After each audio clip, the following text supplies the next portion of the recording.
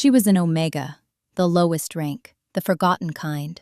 Sold at a slave auction in the freezing snow, her wrists bound with plain rope because no one thought her worth the iron.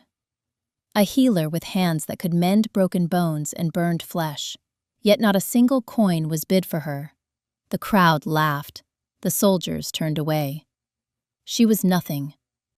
But Lyra carried a secret no one in that market could see, a gift so rare, so dangerous, that the wrong person knowing it could unravel everything.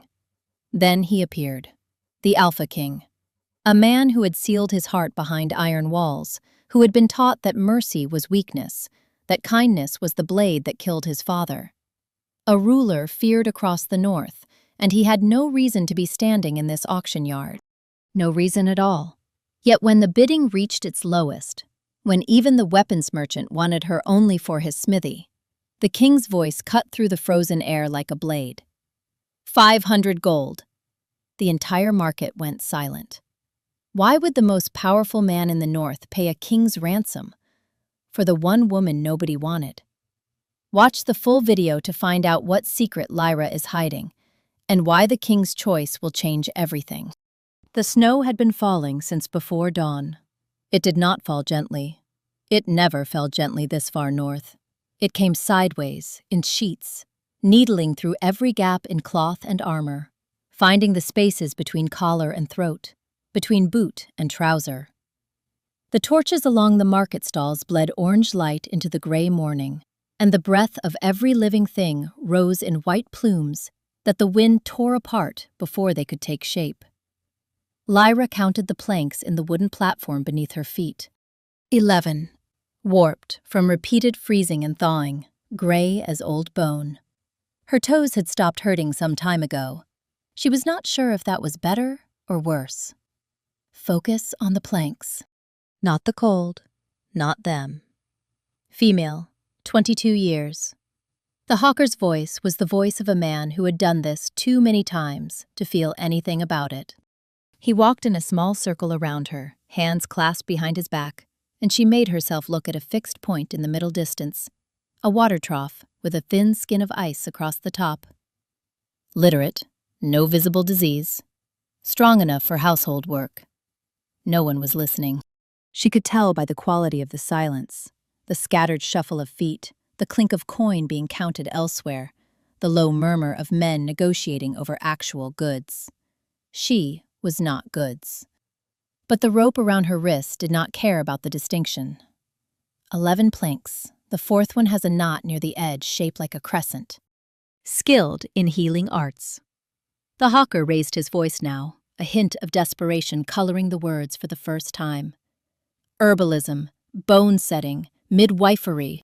A ripple of laughter moved through the nearest cluster of soldiers. Healers. Someone spat the word like a seed. Good for nothing except teaching men to go soft. Useless in winter campaign, another agreed. A man learns to fight through the wound, or he dies. That's the only lesson worth learning. 40 silver. 30. 20. 12. Lyra kept her eyes on the crescent knot in the fourth plank and did not waver. She had been sold before, from the ruin of the western monastery where she had grown up, from the first holding camp, from the traveling cage that had brought her here to Iron Pass. She knew how this felt. She knew the shape of it. The trick was to let it pass through you, without letting it lodge. I am a healer. That is not nothing. Whoever buys me, they will need what I know eventually. Everyone does. A large man detached himself from the crowd. Brock.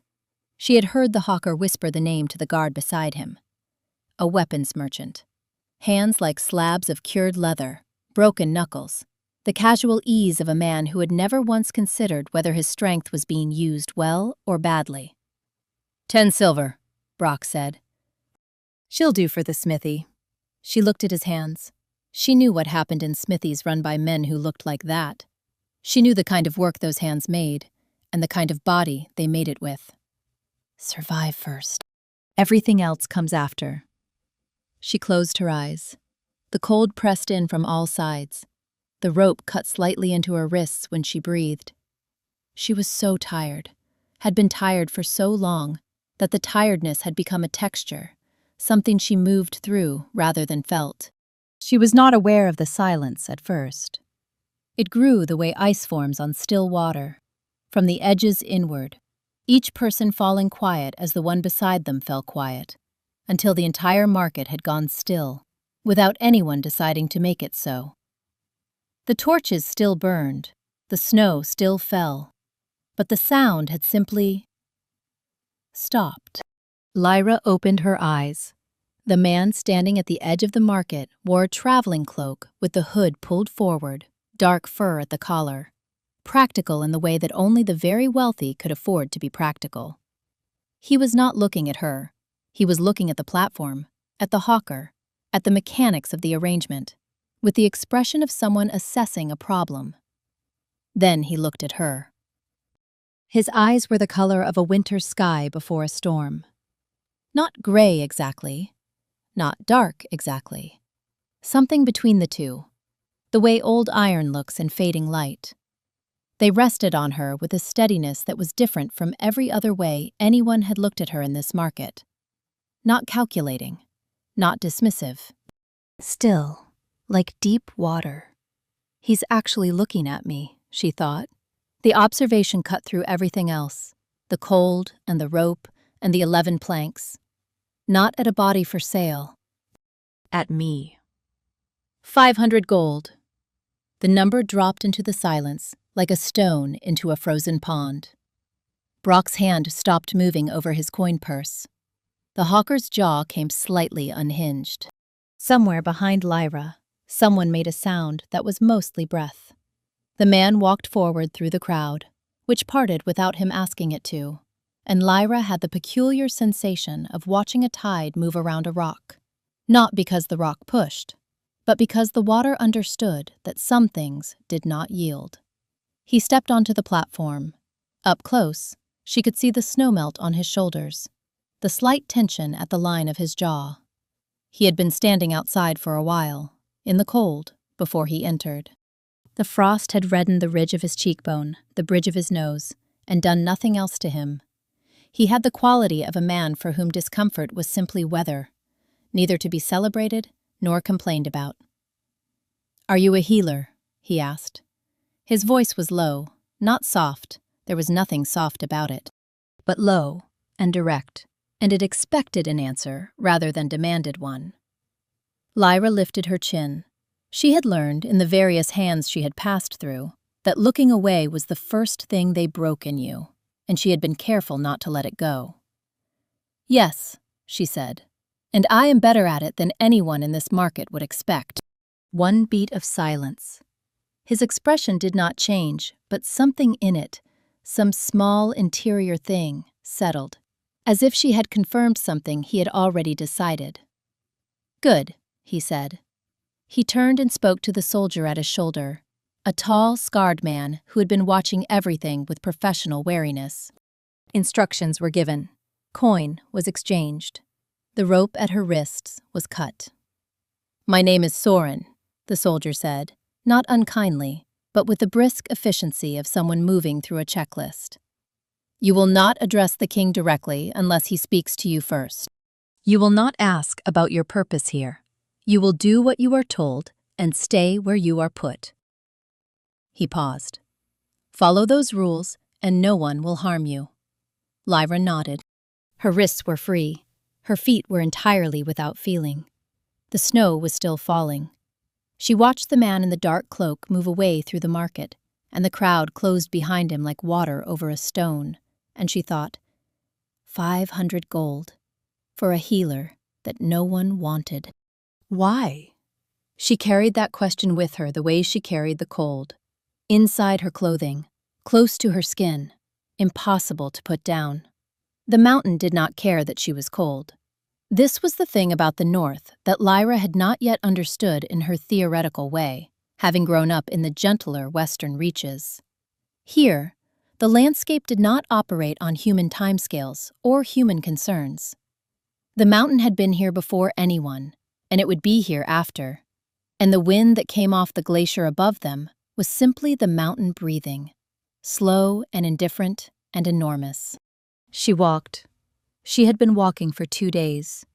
The column of soldiers moved around her like water around a stone, mostly ignoring her, occasionally glancing at her, with the particular look of men who have an opinion they are not expressing. She catalogued them out of habit, the way the youngest one on her left was favoring his right knee, the small roll his shoulder made when he reached for his sword hilt, a gesture so practiced he did not know he did it. A previous injury, improperly healed. I could fix that, she thought, and then set the thought aside because there was no point. Healers, someone said, pitched to be heard. Teach a man his wound doesn't have to hurt, he forgets the wound is teaching him something. What's it teaching him? Another voice answered. Soren's voice, flat, without inflection. Silence. The first soldier did not answer. Lyra kept her eyes on the path. The king rode ahead. He had ridden ahead since Iron Pass, never lagging, never racing, maintaining a pace that was simply correct for the terrain. She was aware of him the way you were aware of the highest peak in a mountain range, peripherally, involuntarily, a reference point the eye returned to without permission. On the afternoon of the second day, close to the summit pass, her legs decided they were finished. There was no drama in it. Her left knee bent when it should not have bent, and then her right followed. And then she was horizontal in the snow, with her palms flat against the cold, and the wind pressing down on her spine. And she could not immediately determine whether she had the will to stand up. Laughter. One voice, then two. Someone said something about dead weight. Someone said something about wasted gold. Get up. She pressed her hands into the frozen ground. Get up right now. Her arms shook. The boots that appeared in her field of vision were not the boots of a soldier. She knew this, without knowing why, before she even looked up. Something in the quality of the silence that fell around them, the way the laughter died without anyone deciding to kill it. He crouched. The creak of armor. The meltwater smell of a man who had been in cold weather for many days. He said nothing. He simply slid one arm beneath her knees and one behind her back and stood. And she left the ground. Her protest came out quieter than she intended. I can walk. You cannot, he said, and kept moving. His arms were. She became aware of this in stages, the way you become aware of warmth after very long cold. Careful. Not impersonal. Not the grip of a man carrying a package. There was something deliberate about the positioning of his hands, the slight adjustment when she shifted, as if he were thinking about what she could feel and correcting for it. She fixed her eyes on the far ridge. The snow was white above and white below, and all of it was the same white, and she would not think about the warmth of the contact point, where her cheek was very nearly against his collar. She would think about nothing. She did not think about nothing. The keep emerged from the mist like something that had not been built but had always been there, the way a fault line runs through granite. Inevitable, dark, absolute. Black stone. Tower after tower reaching into the gray sky, each one a finger pointing at nothing. And at the gate, watching their return with pale eyes above a pale smile. Varden. She understood immediately why Mira had warned her. You could feel it when you were close to someone like that. The particular quality of an intelligence that had excised everything from itself, except utility. He watched her the way a man might watch a new blade being brought into the armory. Assessing. Already calculating for failure points. You carried her, he said to the king. His voice was pleasant. It always sounded pleasant, Lyra would learn. In full sight of the company. She was unable to walk. Yes. A pause, precisely waited. That is what I said. The king said nothing. He set Lyra on her feet steadily, released her, and turned away. Mira appeared from somewhere to Lyra's left, quick and unhurried in the way of women who have learned to be invisible. Come, the old woman said, not looking at her, already moving. And whatever you do, Do not let him remember your name." Mira led her through the inner corridors without ceremony, stone passages that narrowed as they went deeper, torches spaced far enough apart that the darkness between them had weight. She named things without explanation. The East Wing was Varden's territory. The lower cells were not used, and you did not ask why. The King's chambers were on the 3rd level, and you did not go there unless summoned. "How long have you served here?" Lyra asked. "Long enough to know what not to ask," Mira said. She paused at a junction, chose the left passage without hesitation. "Long enough to know that the women who last in this place are the ones who make themselves useful without making themselves visible." She glanced back, just once. "You will have difficulty with the second part." It was not said unkindly. It was said the way a physician states a prognosis.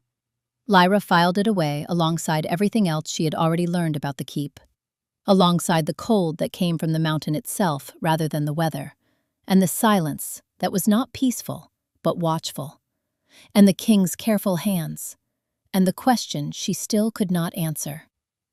The keep ran on fear the way a mill runs on water, quietly, constantly, the mechanism so familiar that no one who lived inside it could imagine any other power source. Lyra learned its rhythms. Dawn, the clang of weapons in the training yard, the groan of guards being replaced by less sleepless guards. Morning, servants moving through corridors with their eyes down, footsteps calibrated to take up as little space as possible. Midday, the half-silence of men eating without conversation, because conversation required trust, and trust was a luxury. Evening, the ache, everywhere, in everyone, worn quietly like a second layer of clothing. She could see it once she knew how to look.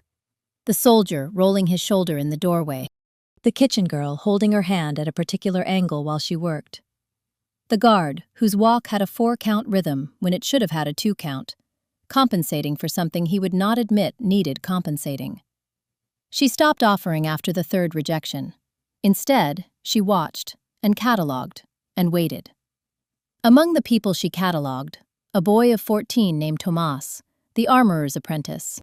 Dark-eyed, methodical, ink-stained fingers from copying weapon manifests in whatever spare time he was permitted. He had been nursing a sprain in his right wrist for 11 days. She noticed because he had quietly taught himself to do every task left-handed, rather than admit the injury existed, which told her everything she needed to know about what this place had taught him about pain. She was scrubbing the flagstones in the Great Hall when the King walked through. She did not plan what happened next. Her body moved before her mind agreed to it. She stood, stepped forward, said, "Your Grace." A hand on her arm. Soren appearing from nowhere the way he always appeared from nowhere. The King's step fractured. She saw it, that almost imperceptible interruption in his stride, the weight shifting, then correcting. And then he continued walking, and the advisors around him continued talking, and the door at the far end swallowed them all. "Are you trying to get yourself killed?" Soren said. The closest thing to concern she had heard from him. "He bought me as a healer," she said. "If he doesn't want me to heal, I need to understand what he does want." Soren looked at her for a long moment, the face of a man who had stopped expecting the world to be logical, but had not quite stopped being surprised when it wasn't. "He will tell you," he said, "when he decides to tell you." He paused. "Don't push it." That night, she was mopping the upper corridor when she passed a window archway and saw him, the balcony off the map room. He was standing at the railing without armor, without guards, looking north, past the walls, past the tree line, past everything. At the mountains in the dark.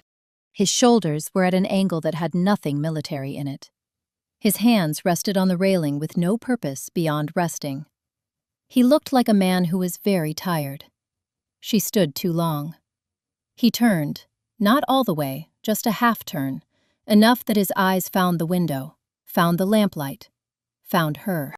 30 feet of stone between them and one open window, and the cold poured through it and touched her face. She looked at the floor.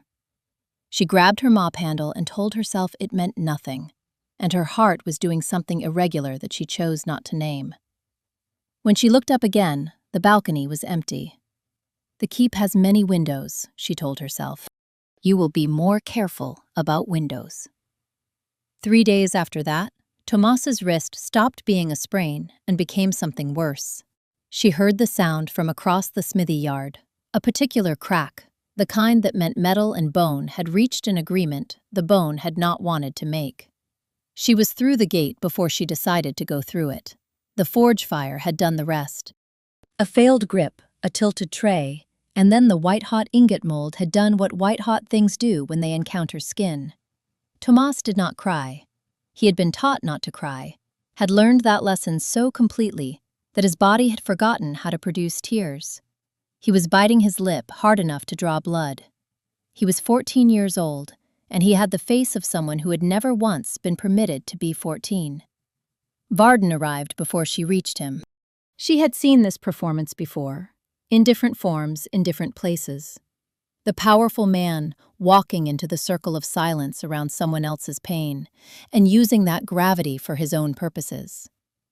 This, Varden said, and his voice was almost gentle, almost kind, almost fatherly, which was the worst version, is the price of carelessness. He took Tomas's burnt arm and held it up before the assembled yard.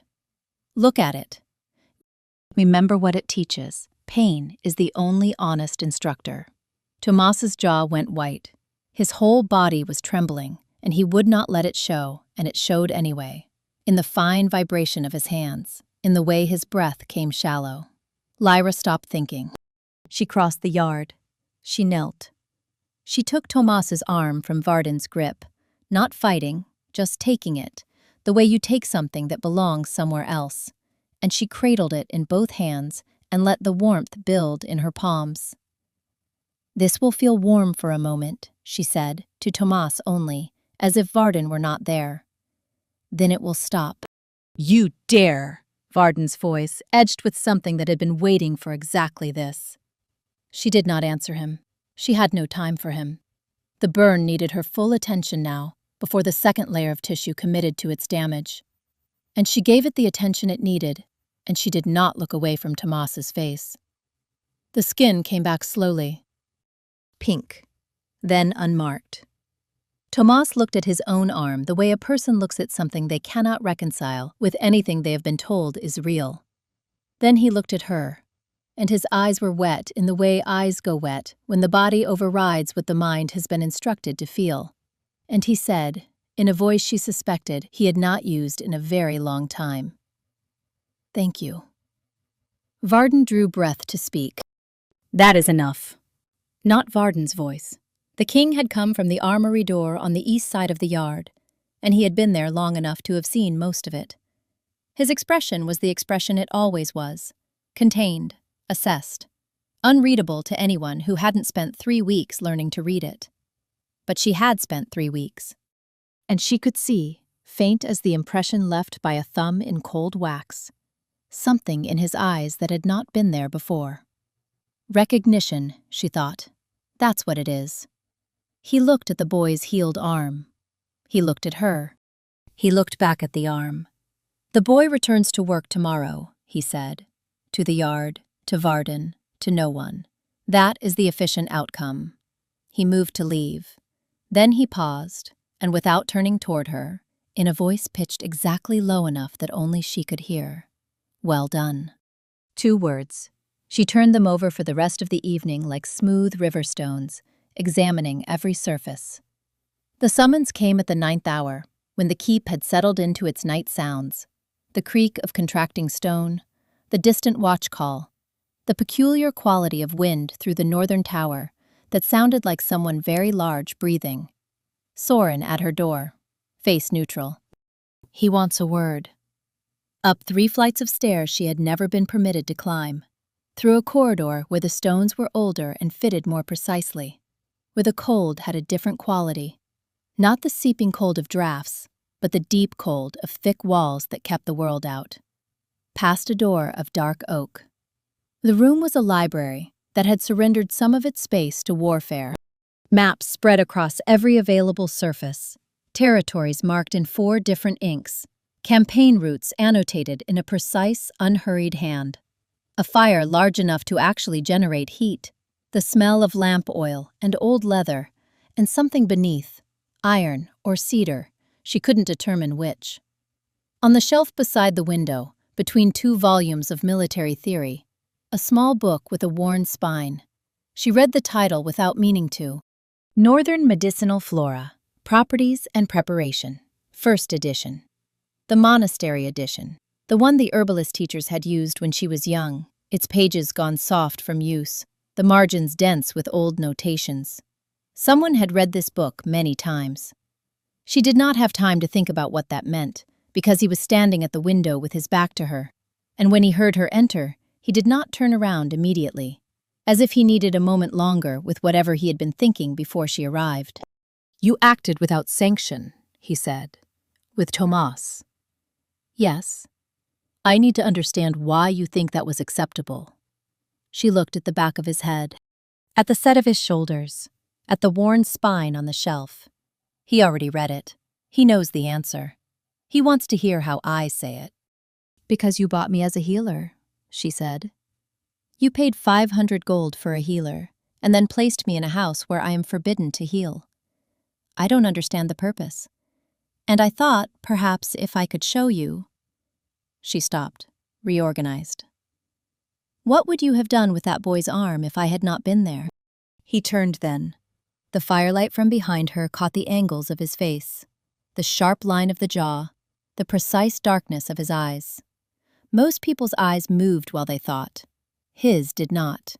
They were fixed and steady, and she recognized it now, the quality she hadn't been able to name since Iron Pass. Entirely present. "He would have healed in time," he said. "Or he would not have. And that outcome is acceptable to you." It was not a question. He heard the absence of the question mark. "It is the outcome warriors learn to live with." "You bought a healer," she said carefully, "for 500 gold, at a market where no one else wanted her." She paused, choosing her words the way she chose instruments, deliberately, for the specific work. "Your Grace, your father did not die because his people chose kindness. He died because someone chose betrayal. Those are not the same thing. Kindness does not kill people. People do." The fire popped. A log shifted. He was very still, the kind of stillness that meant something was happening on the inside that was not being permitted to show on the outside. "My uncle told me—" "Your uncle told you what he needed you to believe." She said it quietly, without accusation, because she did not mean it as an accusation.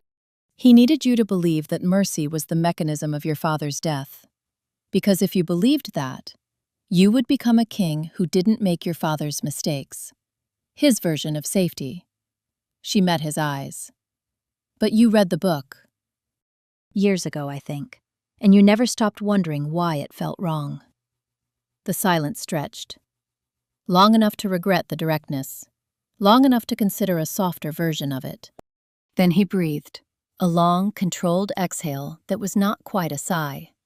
"You will use your skills only in cases of genuine emergency," he said, "when a life is genuinely at risk.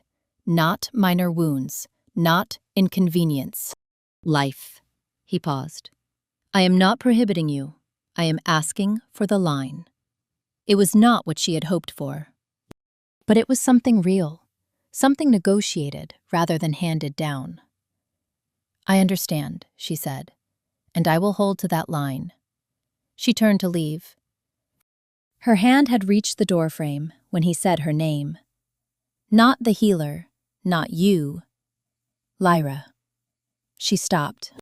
"Stay away from my uncle." His voice had changed, quieter, stripped of the formality he wore the way he wore his rank. "He does not look at you the way I look at you." She stood in the doorway for 2 full breaths. She did not turn around because she did not trust what her face would do. She did not ask what he meant by it because she was afraid the answer would be something she couldn't put back down once she picked it up. She walked out into the cold corridor and stood against the wall for a long time after the door closed. She had been trained in the monastery to be precise about causes. The herbalists had been explicit. Do not attribute to one thing what is caused by another. A fever is not always infection. Name the mechanism before you name the remedy. She stood in the corridor and attempted to name the mechanism, and discovered that her training had not prepared her for this particular symptom, which seemed to be simply him. His voice sang her name. His hands, which she had now experienced twice, and both times remembered with a specificity that had nothing to do with practical assessment. The worn spine of a monastery herbal on a military commander's shelf. He had been curious. He had let himself be curious about the thing he was supposed to dismiss. Stop, she told herself, and went back to her room and did not sleep for a considerable time. 2 days later, crossing the training yard with a water jar, Soren passed her going the other direction and nodded. Not a command, not an acknowledgement of hierarchy. The kind of nod one person gives another when they have decided that both of them exist in the same world, and this is acceptable. She nodded back. It was a small thing. She filed it carefully, alongside the book on the shelf and the 2 heartbeats on the road, and the word, "Well done," spoken to a wall. A week after the conversation in his chambers, Lyra saved a female soldier who fell during a wall-climbing drill. X-bone through skin, an injury that wouldn't wait. She healed her without permission and waited for the consequences. Varden raged from the far side of the yard. Kale watched from the upper corridor. She felt him before she saw him. That particular quality of attention, the weight of someone looking at you with their full focus, rather than their peripheral awareness. When she looked up, he was leaning on the railing above, arms crossed, watching.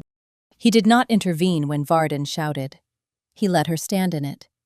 And when she did not move, when she kept her feet and kept her chin level and held her ground, something crossed his face that she could see even from 2 floors below. He chose not to intervene, she realized, walking back inside. Not because he was indifferent, because he wanted to know what she would do when he wasn't there. She thought about that for 3 days. The keep in winter ran cold on a good day. The morning the army departed, it ran silent. Lyra stood in the line of household staff along the courtyard wall and watched the column form up.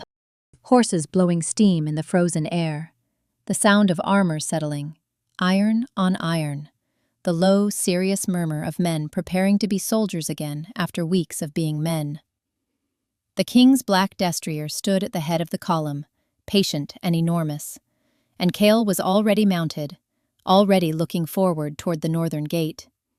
He looked back. 2 heartbeats. She counted afterward, the way you count things you are not sure you actually saw. He swept the line of servants in the routine check a commander does without thinking, and stopped. Not long enough for anyone else to notice, just long enough for her to feel it, to know that he had found her in the crowd and registered her presence as something separate from the crowd, before he turned away and led his army through the gate. The snow swallowed them in minutes. She stood at the wall for a while after they had gone, and did not examine why the courtyard felt larger than it had before. That night, Elda came to her door. Lyra knew Elda by reputation, the oldest servant in the keep, tenure that spanned 2 generations of the northern lords. A woman who had seen enough winters that they had stopped meaning anything to her beyond work. She stood in the hallway with her lip tinted faintly blue, her breathing a sound that Lyra recognized with a physician's immediacy, wrong and deep, and been going on too long. "I did not know where else to go," Elda said. "The gates are closed in winter, and I am—" A breath that caught. Started again. "I have been managing." "Come in," Lyra said. She worked through the night. Pneumonia. Old and deep, embedded in the tissue. Not a new injury, but a long accommodation. A woman who had been managing this for months, quietly. Because to be sick in the keep was to be a burden, and to be a burden was to be removed, and to be removed in winter was to be sent outside the walls, and outside the walls in winter was a particular kind of sentence. The healing was slow and exhaustive, layer by layer, finding each compromised pocket of tissue and coaxing it back. And by the time the sky had lightened to the pale gray of a winter dawn, Lyra's hands were trembling. Elda breathed, deeply. For the first time in months, apparently, because when she did it, her eyes filled with tears. She looked at her own hands in her lap for a long time. "I have served this house for 41 years, she said finally. The voice of someone who has learned precision of speech because imprecision costs things. 41 years. And not one person." She stopped. Started again. "Not one person has ever asked me if I was in pain." Lyra sat with the words. She had heard many things in the various places she had been. Cruelty and indifference, and the specific exhaustion that sounds like meanness but is only burnout. But she had not heard this particular thing said in this particular way. The way Elda said, "Not one person," with the steadiness of someone stating a geographic fact. Simply true. Not bitter, just true. They've forgotten how to ask, Lyra thought. All of them. They've forgotten that asking was ever an option. Word traveled through the servant quarters, the way warmth travels through stone.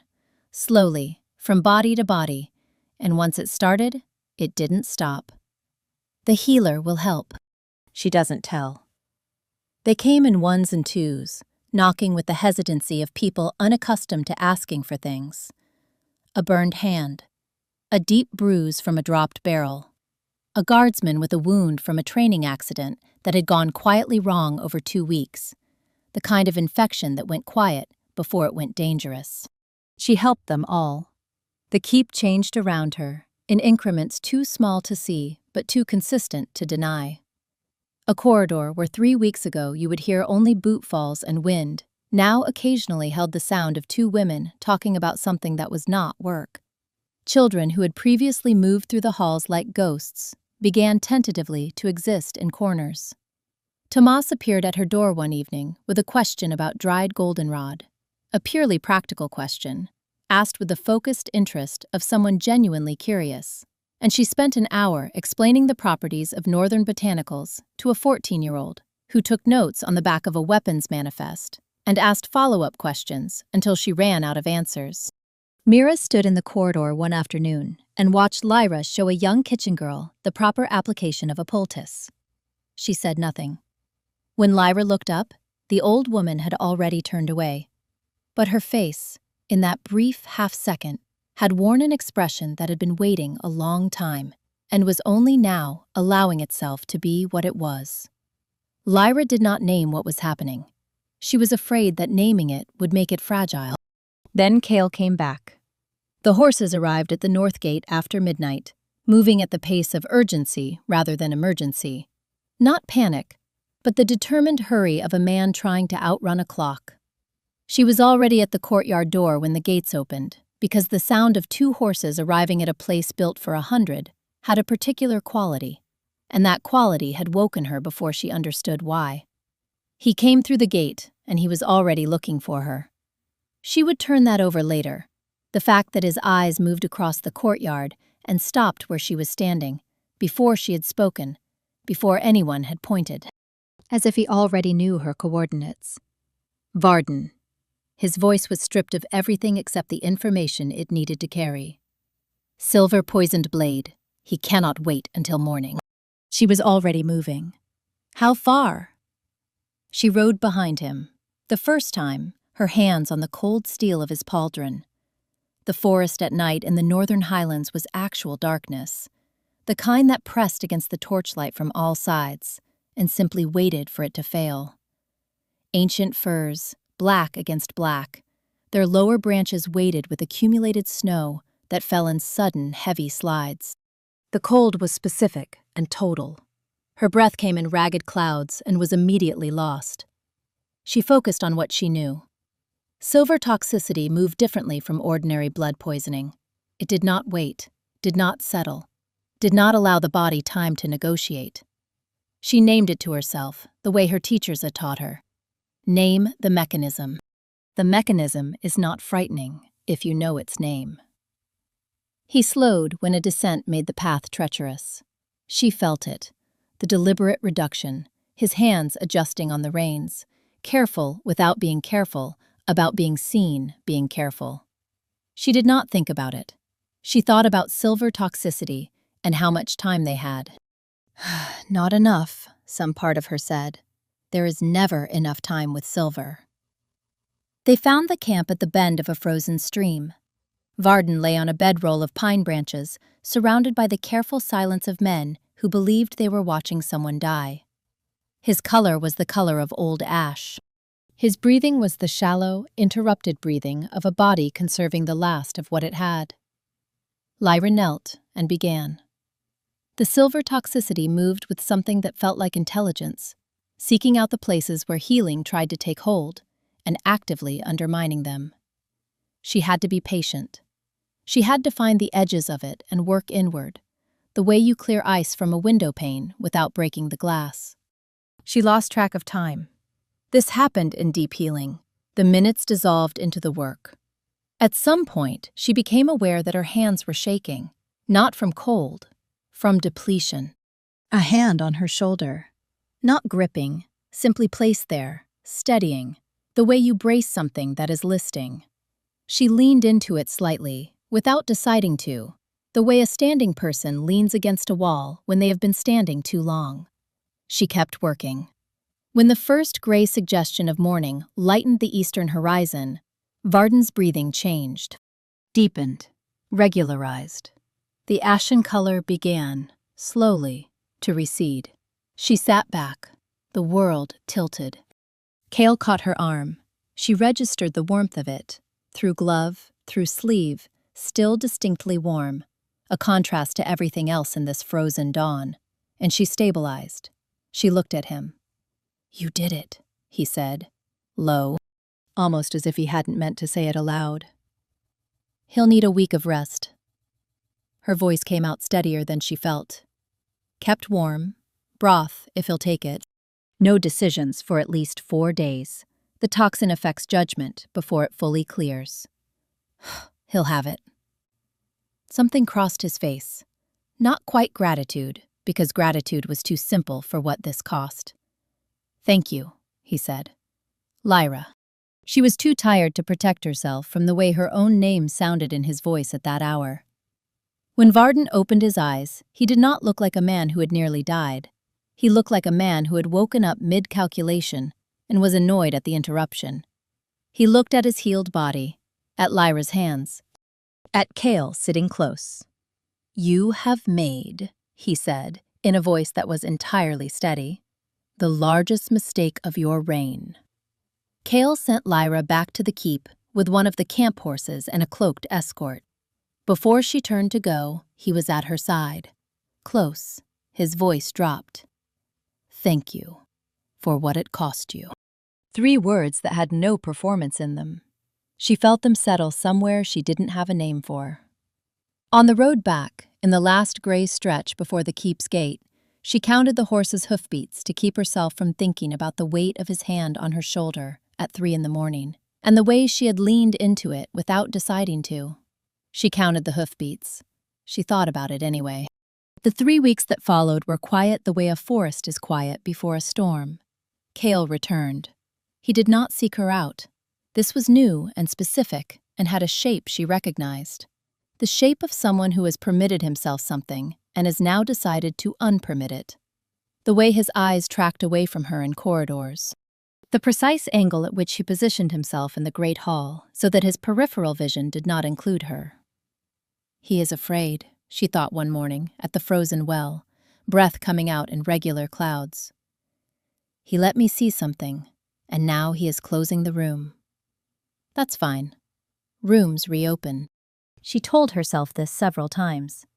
It became somewhat less convincing each time. Mira found her one evening standing outside the War Council's closed door, watching it without meaning to watch it. "Don't," Mira said. "I'm not," Lyra said. Mira looked at her with the eyes of a woman who has developed an accurate taxonomy of mistakes.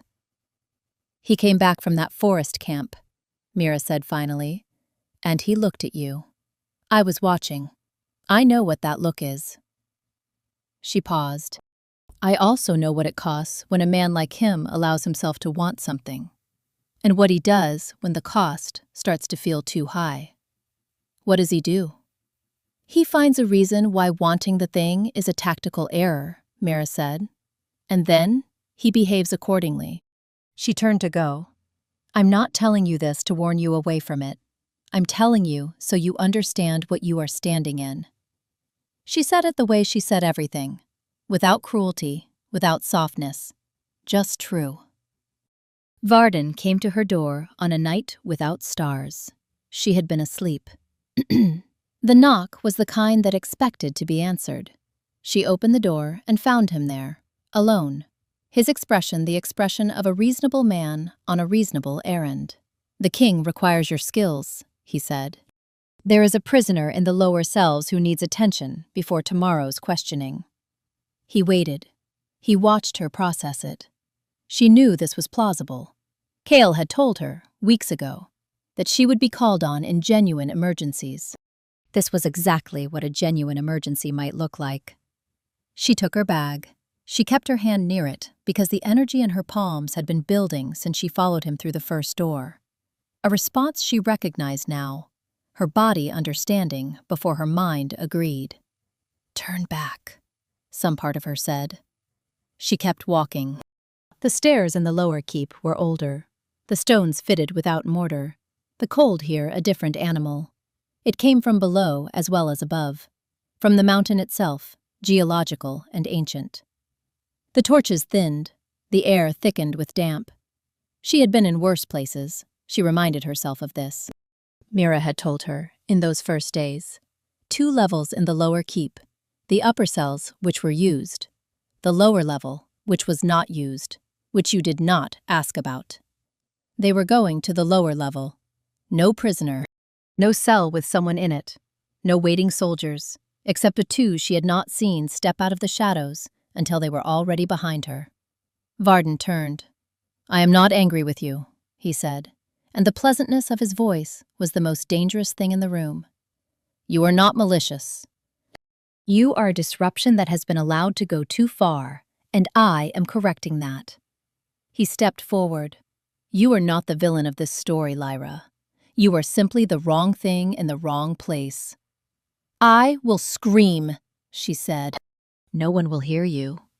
He was right. She screamed anyway, the sound tearing out of her and bouncing off stone and going nowhere, and his hands found her throat. The door came off its hinges. Not the hinges specifically. He broke the mechanism entirely, and the door swung inward with a sound that rang off every wall simultaneously, and Cale came through it with Soren at his shoulder. Varden released her. He straightened.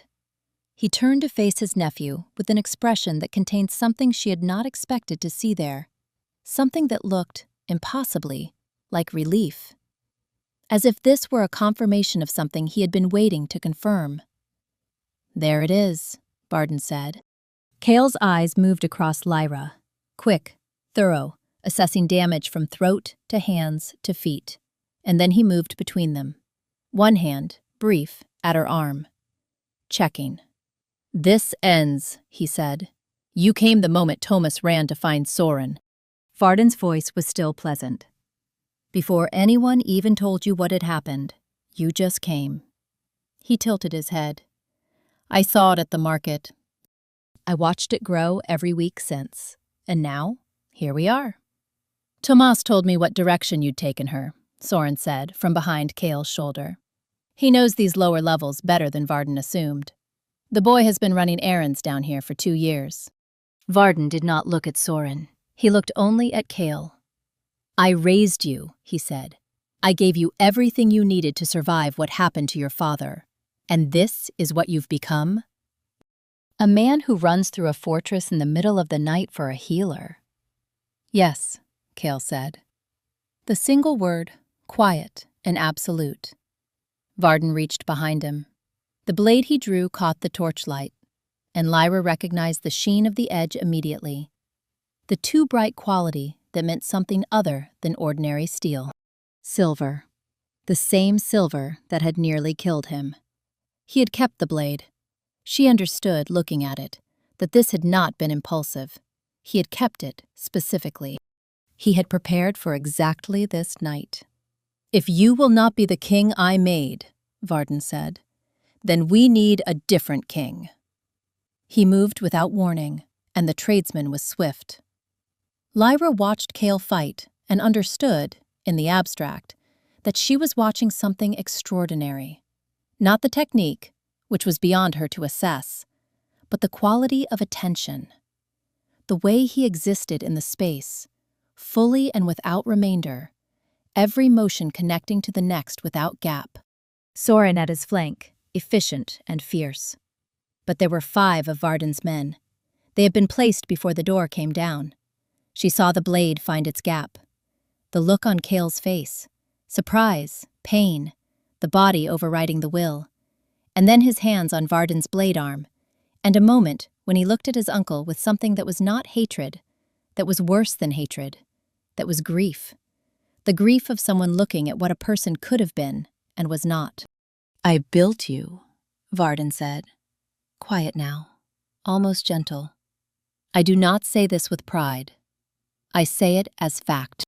Without me, you would have died beside your father." "You built my fear," Kale said. "You mistook it for me." He finished it. Varden went down on the cold stone floor, and Kale followed him, not falling, but descending, as if the legs had decided there was no more need for standing. And she was there before he reached the ground, her knees on stone, her hands already finding the wound and doing what 18 years of training had built her to do. "No, no, stay with me." She did not say it aloud. She said it internally, to the work itself, to the silver toxin already spreading from the entry point like frost across glass. Not yet, not now, not him. She did not let go of his hand on the way up the stairs. Later, she would not be able to explain this, except to say that it felt necessary, the way breathing felt necessary, that releasing him felt like a risk her body was not willing to take. Soren carried most of his weight. She carried his hand and her bag, and the constant, low-grade expenditure of energy that was, she believed, the only thing standing between the toxin and wherever it was going. They laid him in his own bed. The room was the room she had been in once before. The maps, the books, the small volume of northern botanical knowledge with its worn spine. Now it was lit by a single lamp, and it was very quiet. "Go," she said to Soren. He looked at her for a moment. Then he went. She worked. This toxin was not like Varden's. It was faster and more aggressive, seated deeper. Varden had known exactly where to place the blade, had chosen the angle with the precision of someone who had thought about this before, who had planned for the failure of persuasion. The silver had threaded itself through muscle tissue and was working toward the chest cavity with a patience she refused to accept. She went into the work the way she went into all serious work, with the quality of attention that was neither frantic nor calm, but somewhere between the two, the place where urgency sharpens rather than blurs. Her teachers had been exacting, demanding, the kind who understood that incompetence in their field meant someone died. She had resented them for years. She was grateful now in a way she had no time to be sentimental about. Tomas was outside the door. She became aware of him gradually, a quiet presence on the threshold, not coming in, not leaving, occasionally pushing something through the gap at the bottom of the door. A cup of water, still warm once, a folded cloth. He did not knock. He did not call out. He simply stayed, because he had decided this was where he should be. Soren stood at the far end of the corridor. When Lyra emerged once to drink something, he did not speak. But when she turned to go back, he said, "Don't stop." 2 words. She heard everything beneath them. The years of service, The specific loyalty of a man who has poured his capacity for trust into one person and has no remaining vocabulary for what it would mean to lose that person. "I won't," she said. Mira sat at the end of the corridor where the hallway bent, in the dark, wrapped in a shawl, not sleeping. When a young servant came to ask what she was doing, she said, "Witnessing." Around the 4th hour before dawn, the toxin stopped advancing. She did not trust it. She had been deceived by this before. The plateau that precedes a final surge, the false stillness. She pushed harder. She went deeper into the work than she had gone before, past the reserve she had been trained not to touch. "If he doesn't survive," she thought, and stopped, because that sentence had no acceptable ending. She bent close. His face in the lamplight had the particular quality of someone suspended, not peaceful, not in pain, but engaged in something enormous and private.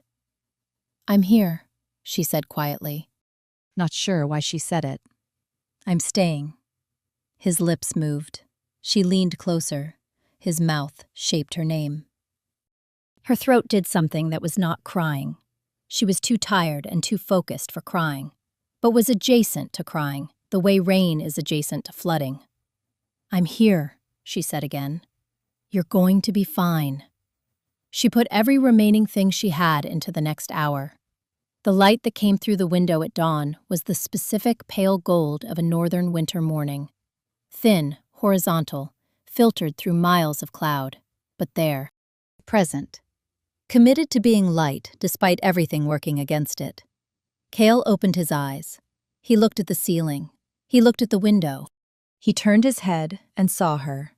She was sitting on the edge of the bed beside him, her hand still in his. She was aware, distantly, that she looked like something that had been through considerable difficulty. She was also aware, in the same distant way, that she didn't care. "Varden," he said.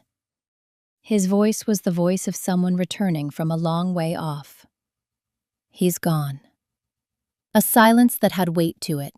He looked at the ceiling again. "I know I should feel..." He stopped. "You feel what you feel," she said. "You don't owe anyone a particular response." He turned to look at her. This close, closer than they had ever been. The proximity of necessity settled now into something else. She could see the texture of his eyes clearly for the first time. The dark gray with amber caught in it, like light in very deep water. "He was wrong about kindness," Cale said. "I knew it, I think. I knew it before you said it. I just needed someone to say it first." "You read the book," she said. He followed her glance to the shelf. "I read the book," he said. "Years ago, when my uncle wasn't watching. I read it and I thought, this is what my father's people believed. And then I watched my uncle not read it. And I thought perhaps the book was wrong." "The book was not wrong." She laughed. It was not a large laugh. She didn't have the resources for a large laugh.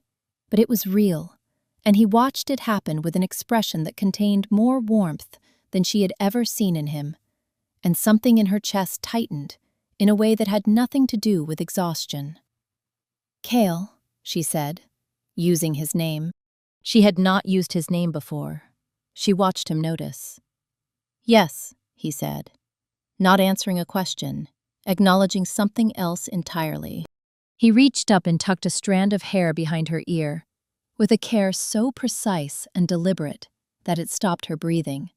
And then his hand rested against her jaw, and his thumb, cold from fever and warm from something else entirely, traced the line of her cheekbone once, like someone memorizing terrain they intend to return to. "Stay," he said. Not as a healer, not as household staff. His voice was stripped of everything except the truth of it. "Stay." She looked at him for a long time. The morning light was filling the room slowly, the way warmth fills a cold space, by degrees, claiming the corners first, then the center, then everything. His eyes had changed. The amber she had sometimes caught in them in firelight or lamplight, that particular warmth that appeared and disappeared like something trying to surface, It was there now, fully, not flickering, not trying to be anything other than what it was. That's what they look like, she thought, when he stops deciding not to show them. You couldn't make me leave, she said. When he kissed her, it was careful. The specific care of a man who has been keeping himself back for a long time and is now allowing himself to stop, who does not trust the permission yet and so moves slowly, who does not want to startle the thing he has finally let himself want. She kissed him back, and she felt the carefulness give way underneath it, layer by layer, like ice breaking up in spring, not all at once, but inevitably, each piece surrendering to the current. Outside the window, the snow had stopped. Spring came to the northern highlands the way it always came, late, provisional, as if it didn't quite believe it had permission to stay. The east courtyard smelled different. It had smelled of iron and sawdust for as long as anyone could remember, the smell of a training yard, of men conditioning themselves for violence in the cold. Now, under the iron and the sawdust, something green, something medicinal and clean. Goldenrod, coming up through the corner where Tomas had broken the frozen ground with a pickaxe 2 months ago, before the thaw, because he had gone to Soren and asked for that corner, and Soren had said yes, without asking why. Tomas was there most mornings now, cataloging, cross-referencing Lyra's notes with the botanical manual that had spent years on the king's shelf. He had a particular focus that reminded her of herself at that age, the intensity of someone who has discovered that the world is larger and more specific than he had been told, and who intends to learn all of it. The War Council still met. The keep still trained. The North was still the North, cold, contested, the kind of landscape that demanded competency as the price of survival. But the meetings now sometimes included a question that had not previously appeared in their vocabulary. Is this necessary? 4 words. The king asked them before committing to anything irreversible. His commanders had begun to ask them too. First, with the self-consciousness of men adopting a foreign grammar. Then, with the ease of people for whom the question had always been available, but simply not permitted. Elda taught herb drying to whoever would sit with her on the south-facing steps in the afternoon sun. She had the authority of someone who had outlived all the reasonable objections. Soren began appearing at the infirmary corner once a week. He would not call it that. It was the east corridor near the herb storage, and he was there for operational reasons. But he would stand in the doorway and say things like, "The third gate guard has been compensating on his left side for 2 months. Thought you should know." And Lyra would say, "Thank you for telling me." And Soren would nod and leave, and come back the following week with another name. It was not much. It was exactly enough. Mira told the story, not often, only when someone new arrived and needed to understand how the place worked, of a morning in the smithy yard when she had stood at the end of a corridor and watched a young woman kneel in the snow beside a frightened boy. "I knew then," she said, every time. Not what she knew exactly, just that she had known. On the first evening, warm enough to stand in the courtyard without necessity, the whole of the keep gathered, not because anyone commanded it, but because the warmth pulled them out one by one, and once they were out, there was nowhere else to be. Kale stood with Lyra's hand in his, not making a speech, not performing, just standing there, in open air, under the first real sky of the year. He lifted her hand and turned it over, examining it with the same thorough attention he gave to maps and tactical reports, and pressed his lips against the inside of her wrist. A gesture private enough that it surprised her, public enough to say something clear to everyone watching. "You came here as something no one wanted," he said, low, so only she could hear it, the private version of what the public moment contained. "And you made every single one of us better at wanting things." She looked at their joined hands, the silver ring on her finger, plain silver, a botanical motif pressed into the band, the kind that meant something rather than the kind that was worth something, caught the last of the afternoon light. Soren, standing to their left, bent his head. He did it without announcement, without ceremony. A deliberate inclination of the neck, a single, clean acknowledgement. He was the first. He would not be the last. Lyra looked at the courtyard full of people she had spent a winter learning to read through pain, and she thought, this is what it looks like. Not no pain, not no difficulty, but a place that knows, now, how to ask. The evening star appeared, the first visible star in months, in the gap between two cloud banks, and Tomas pointed at it from the herb garden and said something to the soldier beside him, and the soldier actually looked up. Kale's hand tightened around hers. She leaned into it, the way plants lean toward the light, without thinking about it, because there are some directions that simply make sense. She thought about the market at Iron Pass, the 11 planks of the platform, the crescent-shaped knot in the fourth board, the rope around her wrists that had been plain rope because she had not been worth the iron. She thought about all of it, and she held it alongside this courtyard, this light, this hand in hers. And she understood that both things were true at once, that the one did not cancel the other, that what she had survived was not erased by where she had arrived, but was instead the very path by which she had arrived. She had not become a different person. She was the same person in different circumstances, which was the only kind of change that was real. The boy from the smithy, who had said thank you in a voice like a door being opened that had been closed for a long time, was crouching between 2 rows of goldenrod, adjusting a support stake with the focused care of someone who has learned that small things done well are not small. Elda was sitting in the doorway across the courtyard with a cup of something hot, watching the evening settle. Mira was nowhere visible, which meant she was exactly where she had chosen to be. Above them, the sky deepened from gray to indigo to the particular black of northern nights, which was not an empty black, but a full one, thick with stars, thick with cold, thick with everything that had been there all winter, waiting for the right season to be seen. She arrived in chains no one thought worth making from iron. She left with a kingdom at her back, and a king who had learned, finally, to ask the question he had forgotten how to ask. Is this necessary? The keep was cold for a long time.